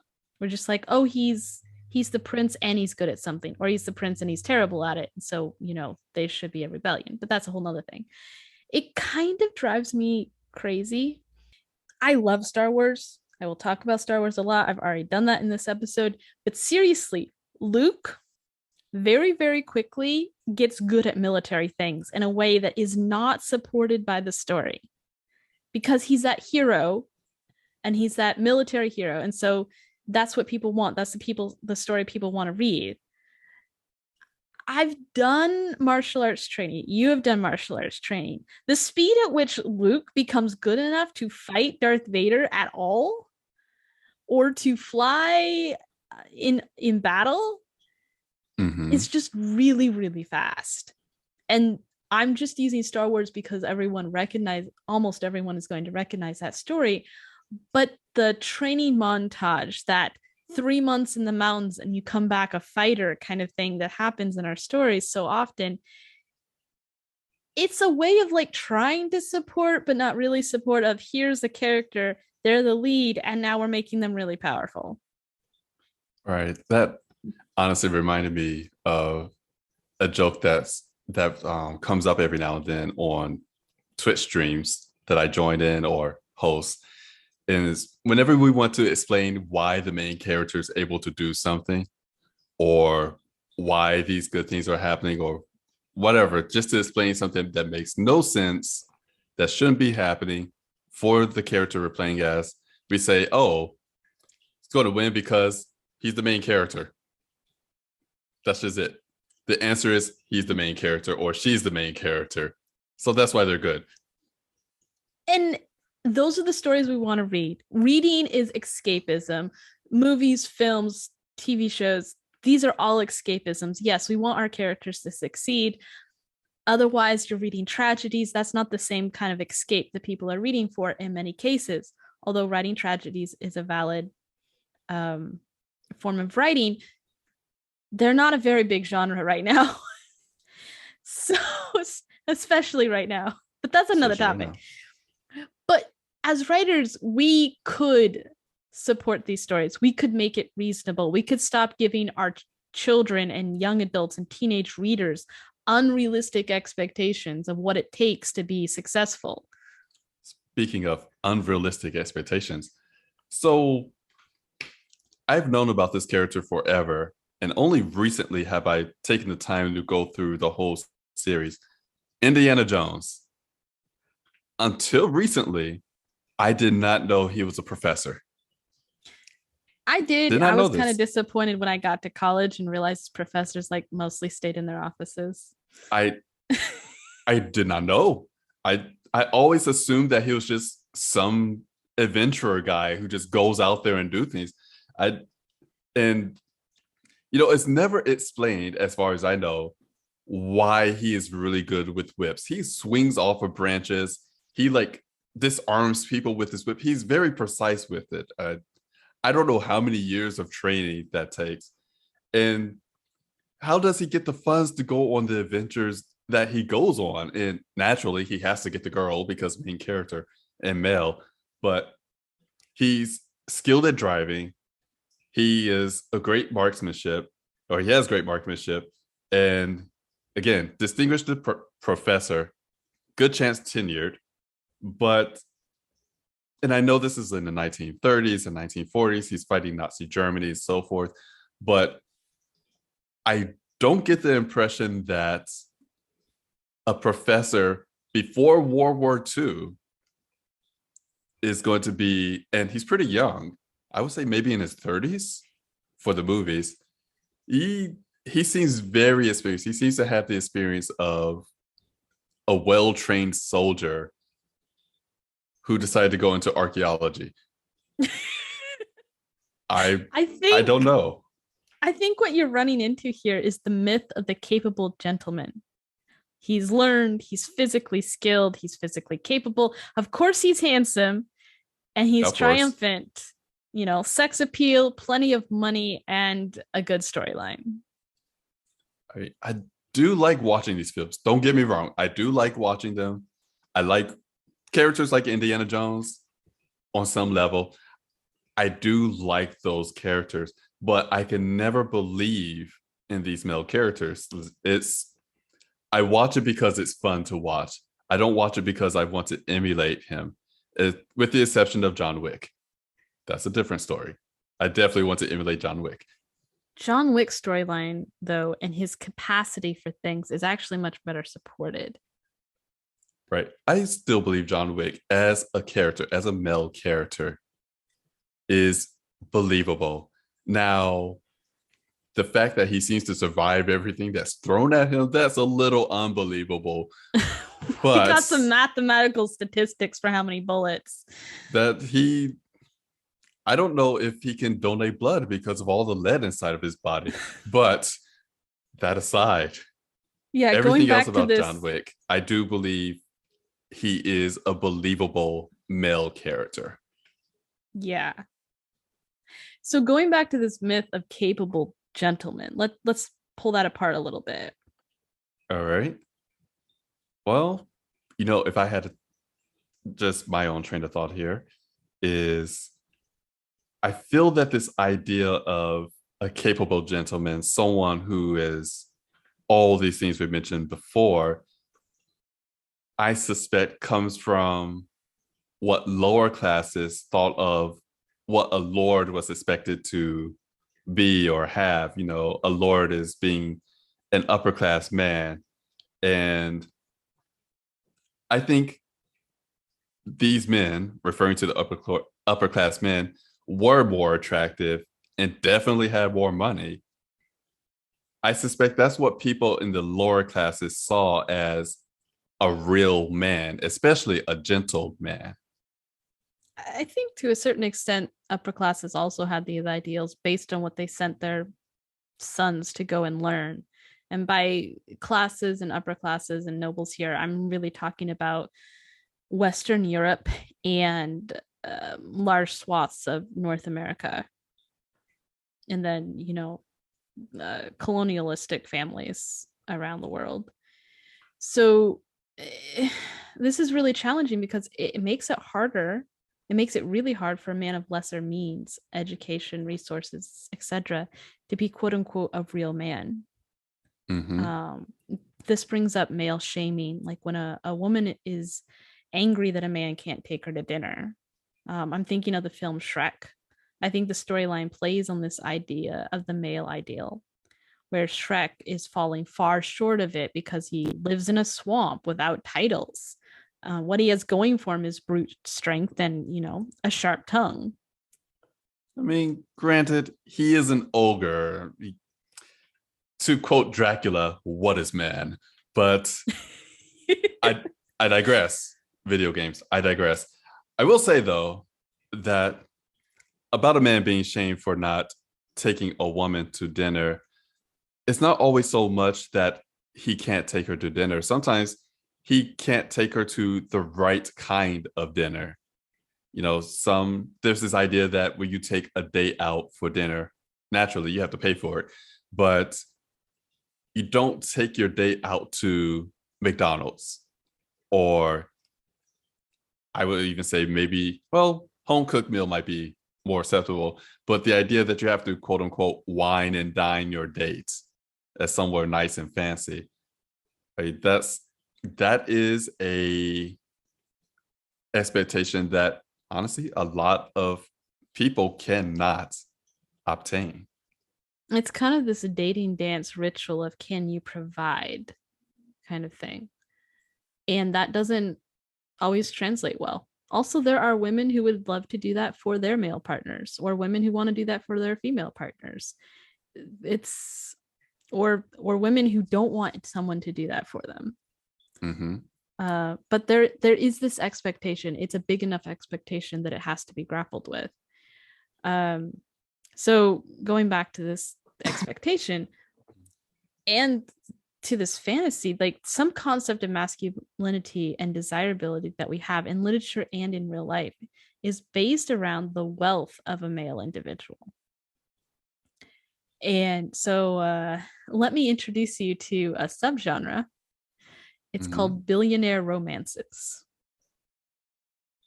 Oh, it's a genre. Billionaire romances. Yes. So the man is always a billionaire, and the woman could come Bachelor? from. I haven't watched The Bachelor.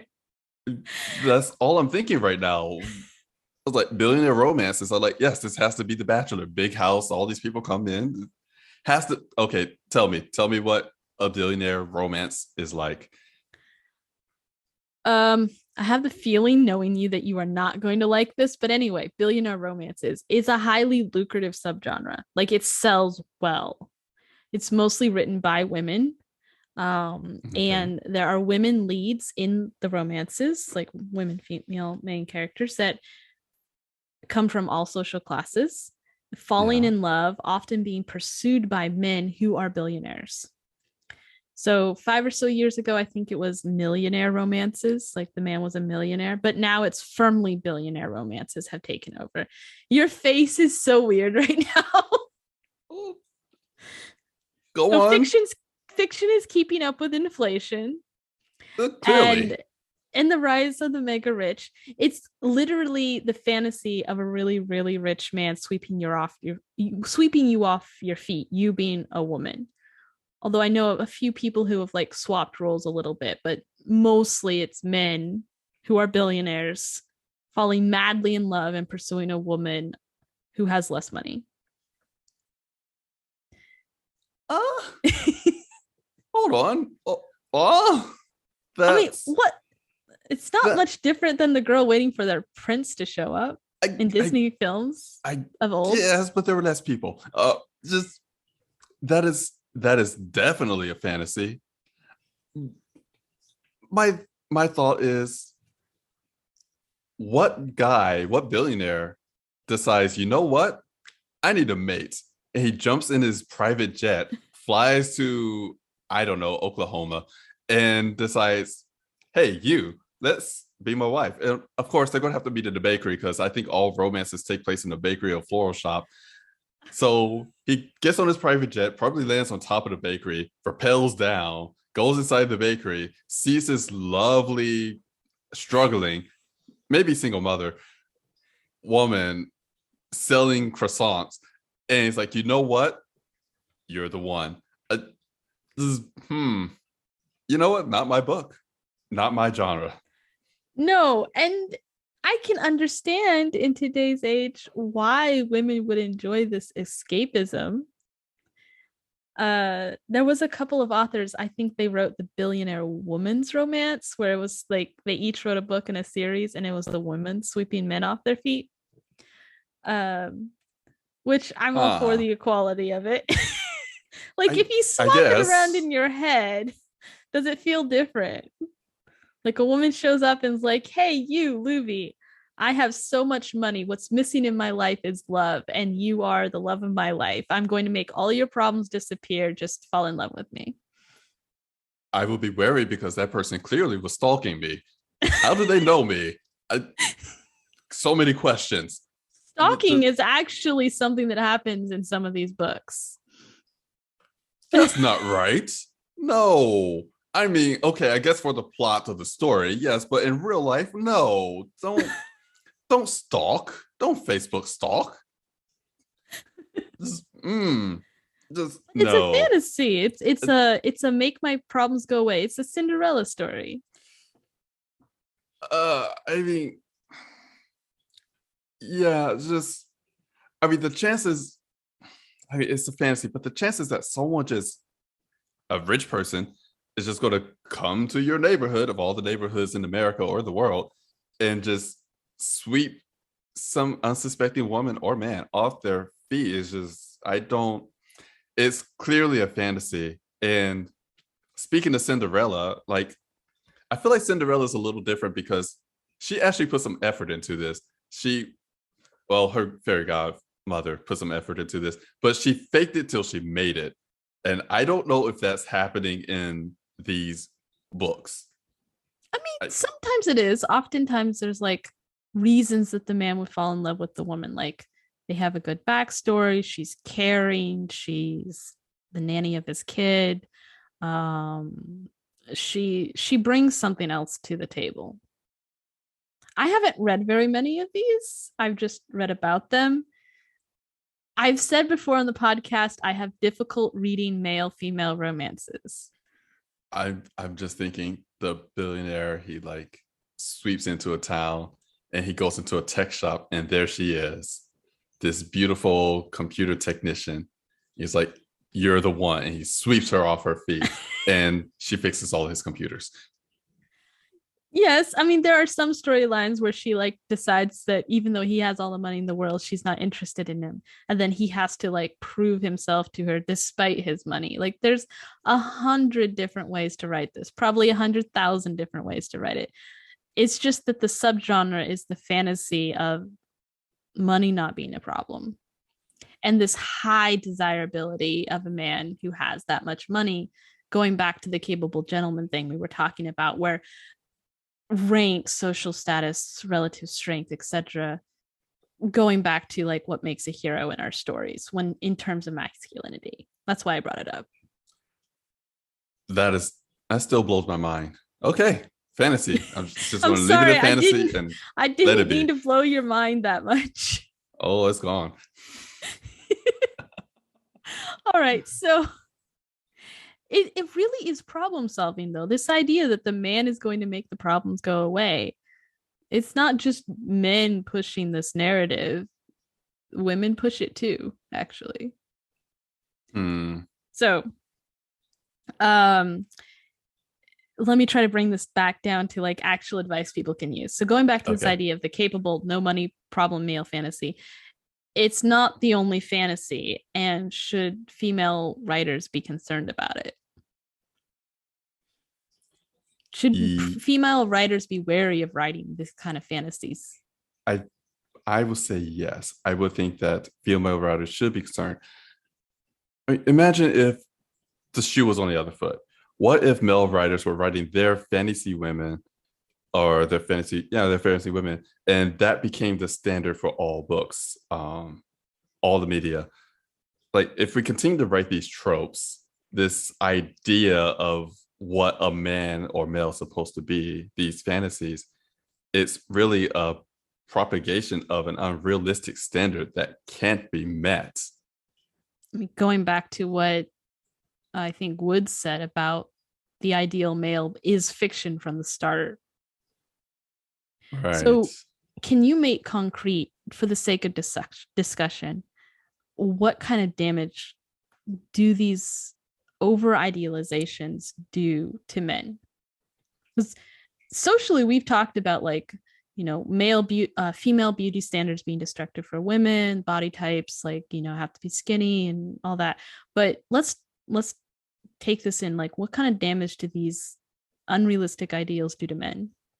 Well, let me take you down to Roid City on the Roid Express to steroid abuse. Um, I mean, I think steroid abuse is anabolic steroid abuse is a concrete type of example of damage for men. There's this idea that men have to look, bulked up or be big or strong and so forth. And people will abuse steroids to get that look, even though it's damaging to their bodies in the long run. And And most humans never look like that to start with. right, It's not natural it to is. humanity. It's not natural. It will mess with your body chemistry. It will cause complications. It can cause complications with your heart or your kidneys. It's is damaging your body in an attempt to look like what you believe or what society believes that a strong, fit man looks. And another example is, domestic abuse. Men feeling that they can't leave an abusive relationship because as a man, they should be able to take anything that's thrown at them and, suck it up buttercup and just move on. And the next thing you know, they're on the nightly news because they murdered their whole family because they just couldn't take it anymore. That does happen.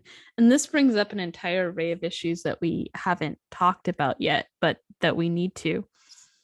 Things that, show up or don't show up in our fiction.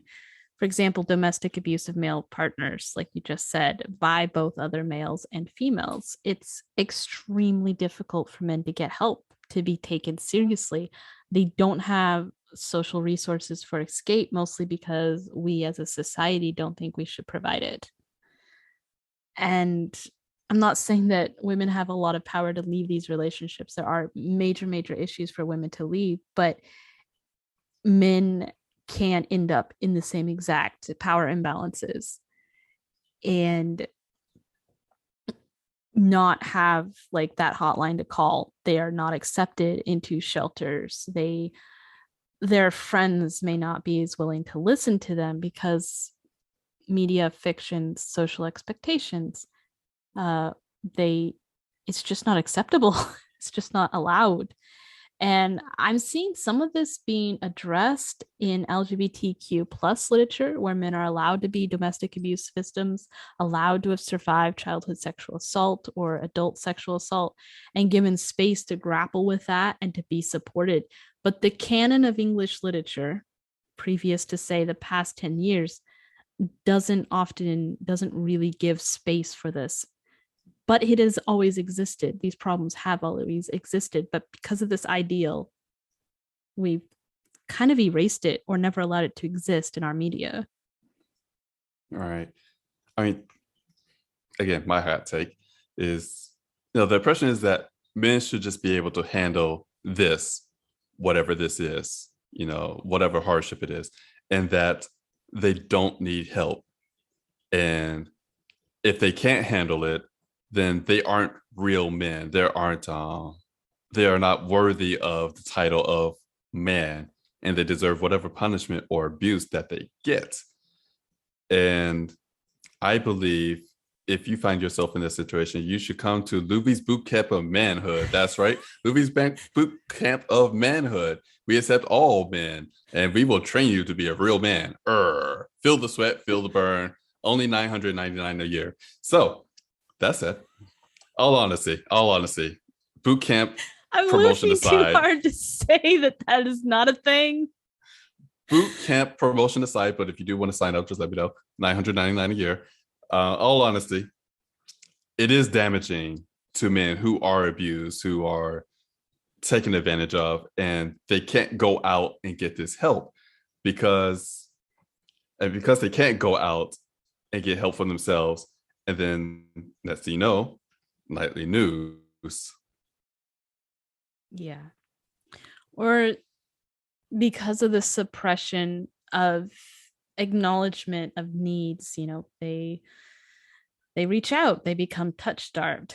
As I think I've mentioned it before on this podcast, but touch starved is a real medical condition and it's extremely painful. And I have experienced it because I wasn't touched by anyone for months while I was on assignment somewhere.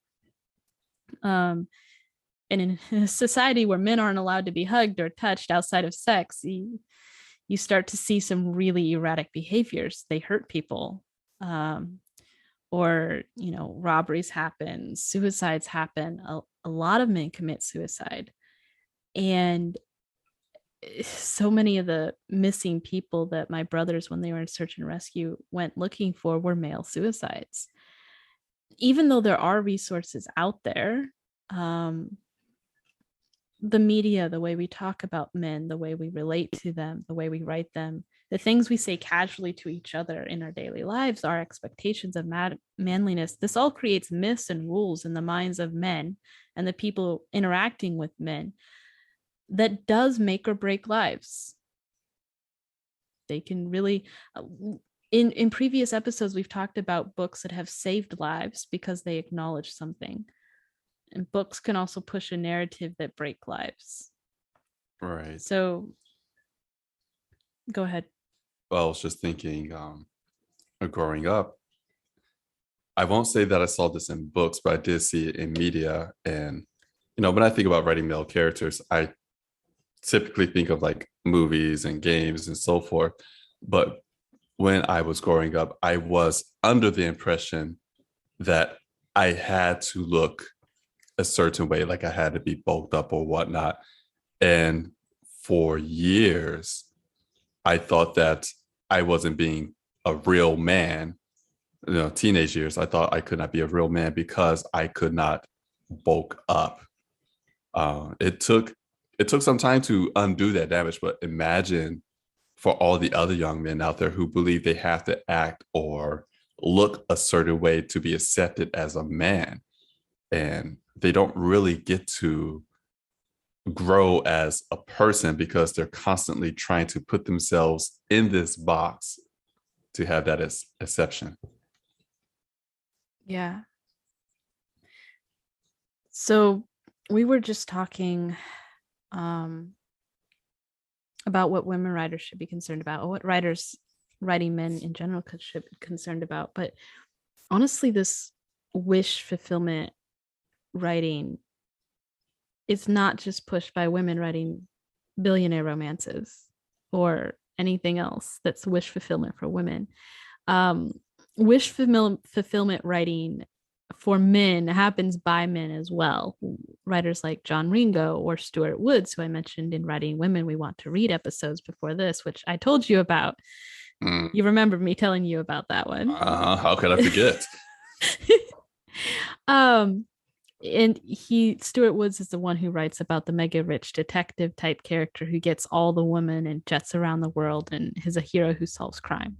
So what about this? The male writer to the male reader. This is the male gaze on the male character. I could definitely speak to this a bit. So, because I'm a male writer, I did have to come to terms with this for myself. I mean, I believe men write other men the way they want to see themselves, the main character or the protagonist, and myself included. When I was writing my main character, I had to stop and think, am I writing a character that I want to be, or am I trying to divorce him from myself or my expectations of what I think a man should be? And I think everybody has this idea of what a real man is or what's acceptable for manliness. And that comes across in the writing. So it's still wish fulfillment. And if we're not careful, it can still be damaging to the male psyche. And to that, the Stuart Woods case, to get every girl he ever wants to sleep with, he has to be rich and smart. And that is not something we should be teaching men or young boys, that, no one will love you unless you're rich and smart, or no one will sleep with you unless you're rich and smart. Yeah, that's a real problem. It does lead to resentment, and it actually makes the world more dangerous for women because men resent us because they think that we're expecting something from them they can't give us. Right. And that actually leads directly to violence. So I want all the men around me to feel happy and self-fulfilled and self-realized and working towards being, complex individuals. I'm much less worried about them meeting some sort of masculine standard that doesn't keep me safer as a woman walking down the street. No, I mean, honestly, if you're in a Stuart Woods book, that'll probably put you in danger, because, the main character is probably going to want to sleep with you. So something has to happen to you to make him want to go save you. If I haven't read his books, and personally, I'd rather not, but I must not be his target audience. But knowing that I you would think think you're not. I don't think so. No. It's No. another form of wish fulfillment. It's definitely wish fulfillment writing. So leaving Stuart Woods alone. I'll do it on the podcast. Go on. I'll leave him Leaving alone him on the alone. podcast. Wish fulfillment can be dangerous. I think we have established that. But can we write inspiring men? You've read my books. I do have characters who are extraordinary. Yes. What's the difference? How can we go from writing an inspiring character to not writing this kind of character that's a wish fulfillment character that's unreasonable, that would lead to destructive concepts of masculinity? So you've read my book, The Queen's Enforcer, I'm just going to keep it to just one book for an example. Okay. What would keep Jarvis, my protagonist, from being a wish fulfillment character that is an unreasonable level of masculinity for young men to read, or any man to read, or a woman to expect from her men? Whoa. Well, first of all, since we're talking about your book, The Queen's Enforcer, I would like to say that you have a buffet of men in that book. I think you have a very healthy balance of men in your book. So I if you're did looking ask for, you about this while I was writing it. Like, this was something we consciously talked about. I'm just saying they're all Don't part of a stroke my healthy ego meal, here. all part of a healthy, balanced diet. Anyway, uh, seeing how you're married to me and I'm not very Jarvis like, I want to say that as far as if Jarvis is wish fulfillment, I definitely don't think he's wish fulfillment at all. I think people could probably get horny from reading about Jarvis and think, "Oh yeah, that's my kind of man." I don't know, it doesn't work for me. But I feel that Jarvis is definitely broken and definitely vulnerable at points, which is not typical of the wish fulfillment male. I mean, he's strong. He's pretty strong and very capable. I don't think he's rich. He's not rich. Oh, I he could have fooled me, but he has a he has a trait that this ideal typically doesn't have as far as being a wish fulfillment male, and that is vulnerability and even showing affection. So, Jarvis doesn't start out being capable of vulnerability. I basically break him until he is. And I think he can be wish fulfillment to a point because he can fight, because he does try, but he is not everything in one character, like you were saying about Indiana Jones. And he's not perfection. He's complicated, he's flawed, and he has to learn. And it's messy. He doesn't get it right the first even 5 or 6 times. He's no one's savior. He's not bright in shiny armor. There are things about him that were intentionally created to be laudable, but they're also all backed up. There's no big training montage where he suddenly has a whole bunch of powers. Everything's backed up from the start and baked into the character. And that didn't just happen. Like, it took a long time to make sure that he was not a wish fulfillment character. Oh, just out of curiosity, what about my character, Peter, in The Visitor? He's handsome, he's smart, he has a lot of money. Wish fulfillment? Well, to As start I with, waggle my eyebrows. I'm poly, so I don't believe in finding all my fantasies in one man. Oh, go on. But is Peter wish fulfillment? Um, no, not for me, not in terms of masculinity wish fulfillment. I think my enjoyment of Peter is in his questions, his confusion. He's the vehicle that is provided to explore the world you've created in the Corrupted Genes series. He asks the questions that should be asked. Does he make me hot and bothered? No, but I don't need all my protagonists that I like to make me hot and bothered.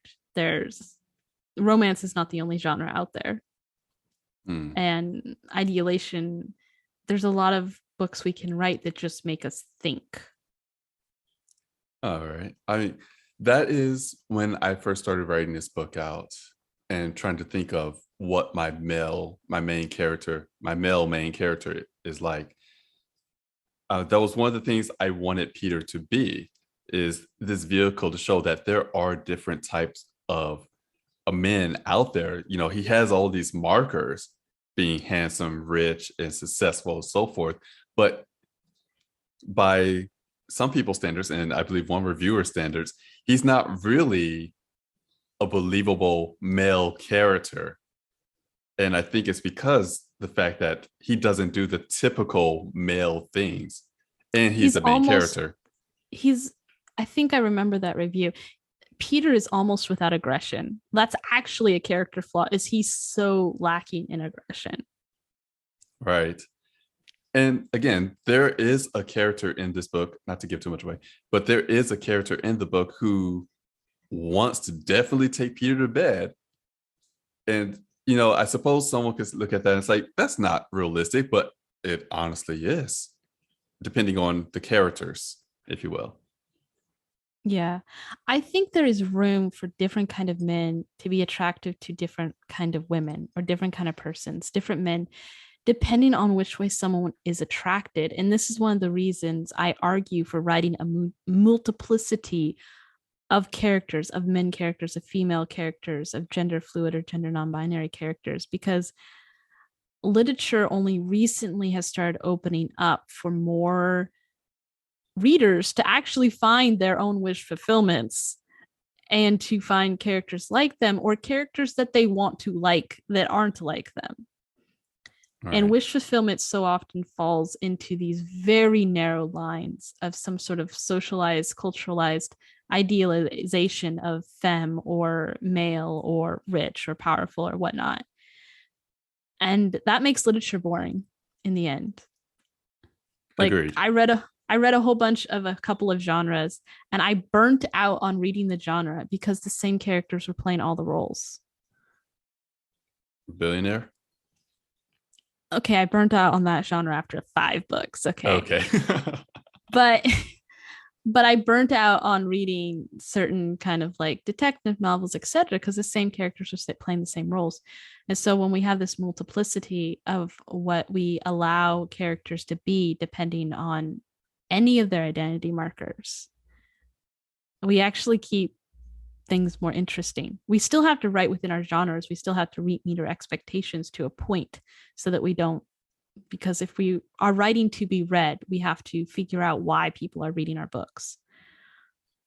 But there's still so much we can play within that. And we have to remember that readers are very diverse and we can write for that. Yes. So yeah, Peter doesn't rev my engines, but he might rev someone else's engines. Oh, does he rev our engines? Probably not for the right reasons, but engines are revved. Yeah. I think we've answered that one. What do you think? I think it's been answered. All right. So do we want to talk about the next topic this month or do we want to save it for next month's episode? I'm thinking next month would be better. I feel that it will tie in more with next month's episode. All right. So we're going to wrap up our conversation for August. At this point, we have a lot more to say. If you have thoughts or comments, go ahead and send them in. We will try to record answers if they come in time. If not, we're recording around our schedule and we'll answer in other ways. But thank you for joining us today. Louvie, thank you for giving up your weekends to help me work on this. Thank you for having me on air. Thank you for all of the many, many conversations where we have talked about writing characters of all genders and presentations. Well, audience can't see it, but I'm puffing my chest right now. You're welcome. Okay. All right. So we will continue this conversation in our next episode, and I'm looking forward to it. Catch you all later. Take care.